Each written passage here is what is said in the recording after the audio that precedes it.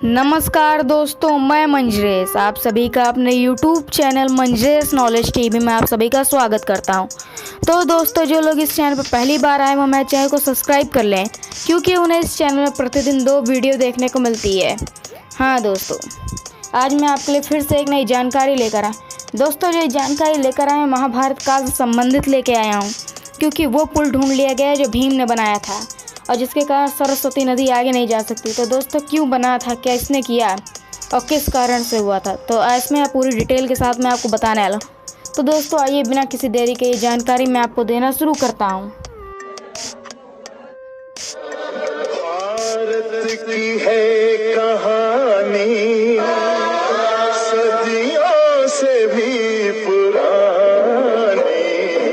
है, ज्ञान की ये गंगा। महाभारत काल का पुल। नदी के ऊपर चट्टान का पुल। क्या भीम ने बनाया था पुल? महारानी कुंती के द्वितीय पुत्र, महाराज कुमार युधिष्ठिर का अनुज और आचार्य द्रोण का शिष्य भीमसेन। क्या पुल से होकर स्वर्ग गए पांडव? भारत में ऐसे कई गांव हैं जिनसे कुछ न कुछ पौराणिक रहस्य जुड़े हुए हैं। एक ऐसा ही गांव उत्तराखंड भी है, जिसे हिंदुस्तान का आखिरी गांव या उत्तराखंड का आखिरी गांव कहा जाता है। ये गांव पवित्र बद्रीनाथ से 4 किलोमीटर की दूरी पर बसा है, जो चीन की सीमा से लगा हुआ है। इस गांव का नाता महाभारत काल से भी जुड़ा हुआ है और भगवान गणेश से भी। मान्यता है कि इसी गांव से होकर पांडव स्वर्ग गए थे।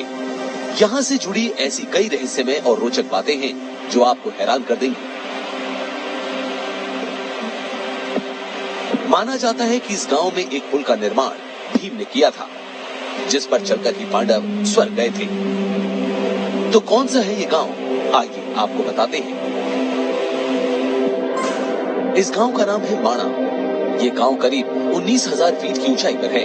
कहते हैं कि इस गांव का नाम मणिभद्र देव के नाम पर माणा पड़ा था। पौराणिक मान्यताओं के मुताबिक ये भारत का इकलौता ऐसा गांव है जो धरती पर मौजूद चारों धामों में भी सबसे पवित्र माना जाता है। इस गांव को शाप मुक्त और पाप मुक्त भी माना जाता है।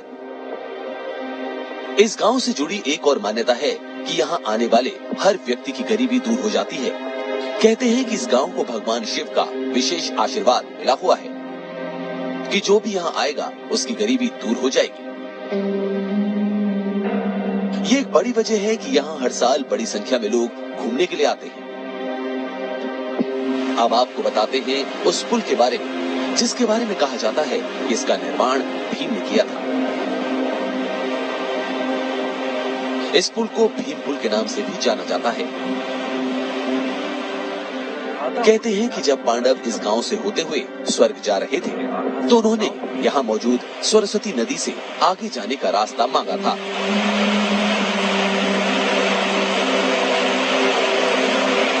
लेकिन सरस्वती नदी ने मार्ग देने से मना कर दिया, जिसके बाद महाबली भीम ने 2 बड़ी-बड़ी चट्टानों को उठाकर नदी के ऊपर रख दिया था और अपने लिए रास्ता बनाया था। इसके बाद इस पुल को पार करके पांडवों ने स्वर्ग के लिए प्रस्थान किया था।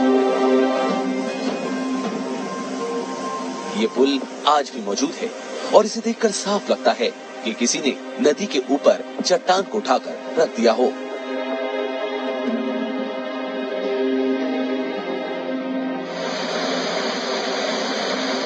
इस गांव का संबंध भगवान गणेश से भी जुड़ा है। कहते हैं कि महर्षि वेद व्यास के कहने पर भगवान गणेश जब महाभारत लिख रहे थे, तो उन्हें सरस्वती नदी के बहने की तेज ध्वनि सुनाई दे रही थी। इसलिए उन्होंने देवी सरस्वती से उनके पानी का शोर कम करने को कहा।